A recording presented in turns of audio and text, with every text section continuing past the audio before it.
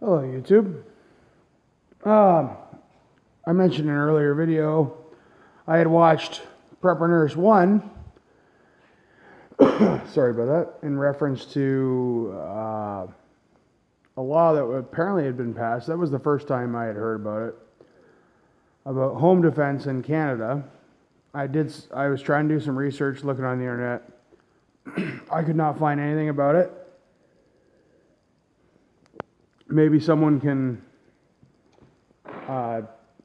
post a link for me if they've got better researching skills than me, but it dealt with how home defense has gone here in Canada. And it basically stated, if anyone breaks into your house, this is from the Prepper Nurse 1, if anyone breaks into your house, you are not allowed to defend yourself, just call the cops. I am not sure if that's how it goes. I'm trying to track this down, and I will spend the next few days looking into it. I'm not saying Ed would point me in the wrong direction, but he could be wrong. Also, horribly unfortunately, he could be very, very, very much right.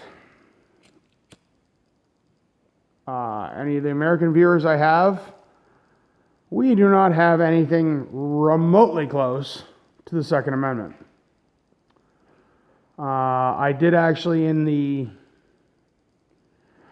research I could do trying to pull stuff up, I looked up several things about home self-defense in Canada. And if you're in Alberta, you're not in that bad a shape. If you're in Ontario like myself, you're screwed. Especially if you use a firearm. Oh my goodness, I used the horrible, horrible, horrible word, firearm. Maybe I should say cold foot. So if you use a cold foot in Ontario, in defense, be it brandishing, shooting off into the air, or shooting at a specific target, I guess, there's a really good chance that you will get charged with murder, attempted murder, second-degree murder, as well as a whole fleet of other charges. Don't really agree with that, but that's kind of how it's written right now, and I looked at several different laws. We did have a previous prime minister named Stephen Harper that tried to codify some of these laws and change them. He did do a little bit of work, and this is what I've discovered in my research tonight. And it seems to be he did some good, but not enough. Canada's a very liberal country, guys. And I don't think that's necessarily a bad thing. My super hippie friend, who is married to a vegetarian, refers to me as the most liberal conservative he knows. I kind of take that as a little bit of an insult, but whatever. Only because just all these political terms have become horribly codified.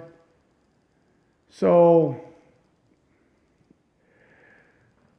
that liberal to me, and I hate to say it, strikes me as the same way as saying idiot.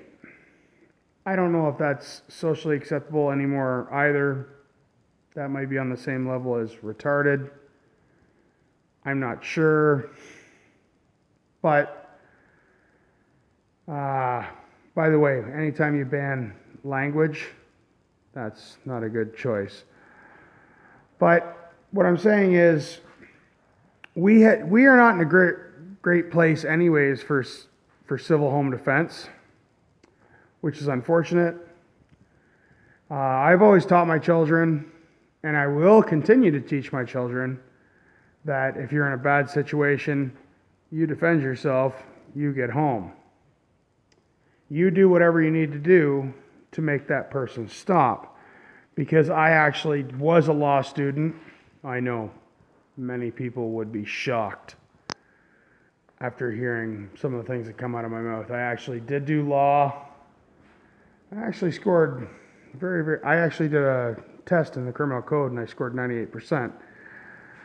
Now that was a lot of years ago. They've got a few more laws in there, and actually reading into them now, I'd probably lose my mind trying to memorize them, and I'd probably snap thinking about how several of our rights and freedoms have been given up. But I always taught my children, and will continue to teach my children, you do whatever you need to do in the context of self-defense, what you need to do to make the person stop. An honest judge should see that. As long as you can articulate your statements, that should take care of you. Unfortunately, that is not how it seems to go anymore. And I really think we're picking up speed towards our mother country, just like England has, where we're going to have less and less and less rights. Canada has a lot of firearms. Cold feet. And we don't have that many problems. They are trying to pass a law that I do know about, which deals with basic banning of private handgun ownership, where your handgun would live at a club, and it's just the first step to taking away. I don't remember the exact name of the exact number for the law right now. I'm not really good at research, guys, and I do all my videos raw. I don't know how to work editing software. But take a look. It'll pop up.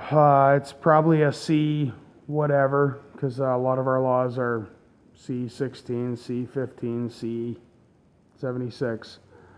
Because personally, I think they went, if we just put a letter and a number on there and don't actually explain it, no one will look into it. It's brutal. Our gun laws are right now. And I will be honest with you, I agree with a lot of them. And that is from a rural raised, fairly conservative guy. I've always said America could use a few of our gun rules, and we could use a lot of theirs. But that's not how it's going. Before anyone wants to say any of these other comments about, well, we need gun rules to keep kids safe, everything else, look into the Canadian gun rules. They're brutal. You can't do anything here. That being said, I don't want any children to get shot with a gun that's unsafely stored. Very important to keep our children safe. Anyone who's watched me before understands that children are of the utmost importance to me. But if you hide something from someone, they're always going to want it. I don't necessarily hide firearms from my children. They understand that firearms are a tool that are on the farm. My children are all too young to get into it, but they know firearms are here. They don't go searching for them. They're not even interested in them, because I've said, yes, here is a firearm. They have seen me go out and shoot into a backstop, and I've talked to them about it. They don't bother me. They don't hunt about it. When I was a child, everything was hidden. I was a snooper. The first thing that's going to happen when you hide something from a child, they're going to try to find it. That deals with anything. But this is how we've gone, and it's sad that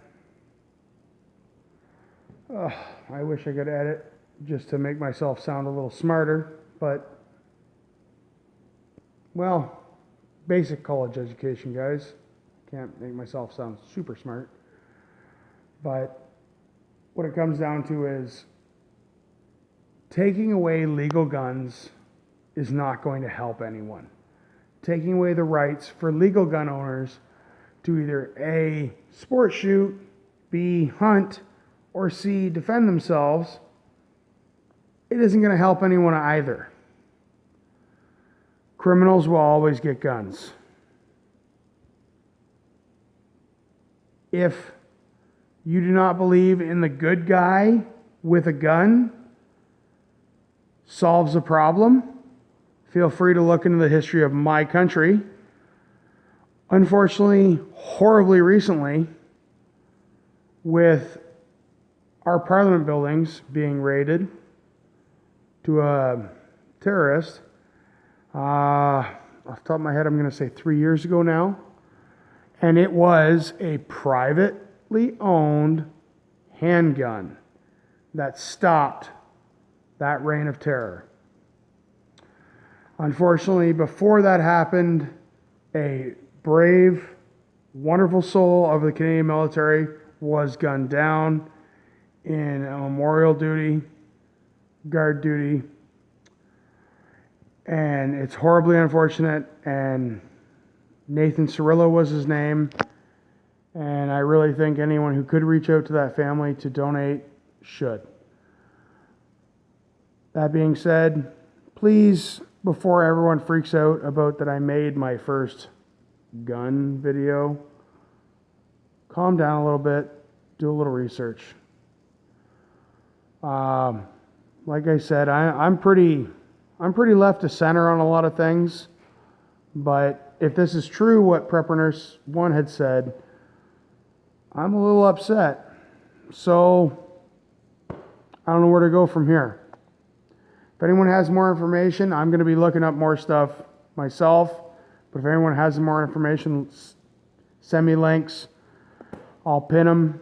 And we now have a Facebook page because I figured it out how to work with Facebook. So Ontario Homestead is now on Facebook. Thanks for watching, guys. Have a good night. Bye.